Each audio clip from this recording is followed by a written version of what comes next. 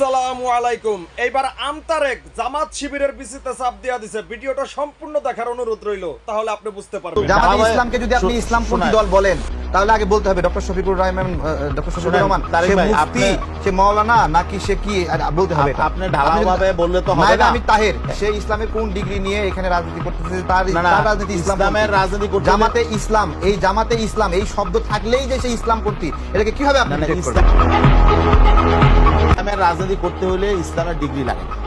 যে কোনো একজন সাধারণ সহজ মানুষ, একজন সাধারণ মানুষের ডিগ্রি লাগে না, কিন্তু যে আমির হবে তাকে তো ডিগ্রি লাগবে। একজন আমির হইলে তার ইসলামের জ্ঞান থাকা লাগবে। আমরা তো মনে হয় আমার তো মনে হয় বাংলাদেশের আদালত প্রাঙ্গণে আমি সাধারণভাবে কোরআন পড়তে পারি, সাধারণভাবে আমি বলতেছি না, আমি ভালোভাবে পড়তে পারি। আমার দৃষ্টিতে আদালত প্রাঙ্গণে যে তেলাওয়াত করেছেন নায়েবে আমির তাহের সাহেব, সেখানে অন্তত 3টা ভুল আছে। অনেকে বলতেছে তাই সে আরো বেশি ভুল পাইছে। তাহলে যদি একটা দলের সর্বোচ্চ নীতি নির্ধারণী তারা যদি কোরআন সঠিকভাবে পড়তে পারে না, আপনি পুরো টিমকে বলতেছেন তারা ইসলামপন্থী দল।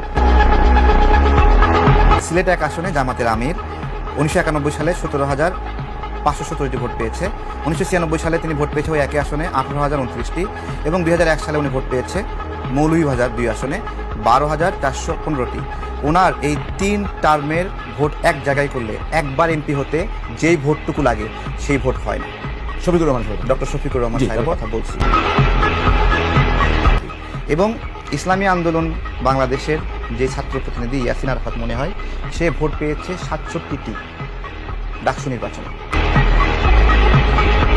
আমার প্রশ্ন ওখানে না, আমার প্রশ্ন হলো যারা পিয়ার চাচ্ছে তারা বলছে 70% মানুষ পিয়ার চায়, 70% মানুষ, এটাই তো বলছে। আজকে পরিসংখ্যান হয়েছে 58% মানুষ পিয়ার বিষয়ে জানে না।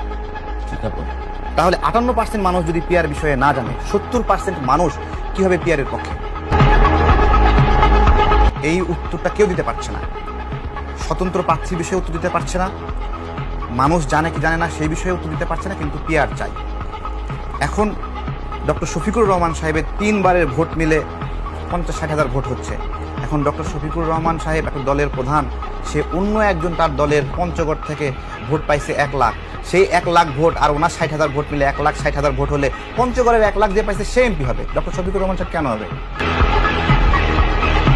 ধরেন আপনার হলো টোটাল বিএনপির একজন চাঁদাবাদের জন্য সারা বাংলাদেশের সমস্ত বিএনপিকে তো মানুষ বয়কট করতে পারে না, অথবা টোটাল জামাতের একজন ফেরেশতার জন্য পুরো জামাতকে তো বাংলাদেশের পক্ষে শক্তি বলতে পারে না। 2008 সালের নির্বাচনকেও ধরি, আমরা পরে নির্বাচন ধরলাম না, তাহলে ইসলামপন্থীদের আপনি যেটা বলছেন ইসলামী দলগুলোর ভোট সব মিলিয়ে 10%, তাহলে মুসলমান তো 92%, তাহলে 10% ইসলামী দলগুলোকে ভোট দিয়েছে, বাকি থেকে 82%। তারা কি? তারা মুসলমানরা যারা ভোট দিয়েছে ওনারা 2% বা 5% ভোট পেয়েছে, বা 1% ভোট পেয়েছে, বা 10% ভোট পেয়েছে, যেটাই পান। আমার প্রশ্ন হলো 10% নাগরিকের প্রতিনিধিত্ব করা একটা দল, বাংলাদেশের 90% মানুষ ইসলামপন্থী না, এরকম তাদেরকে ভোট না দিলে ইসলামপন্থীটা থাকবে না, এটা একটা ভয়ঙ্কর অ্যালিগেশন। ইসলামের মানে হলো একমাত্র মালিক কি হবে? ইসলামী আন্দোলন নাম হলে কি সকল আন্দোলন ইসলামের আন্দোলনের মালিক?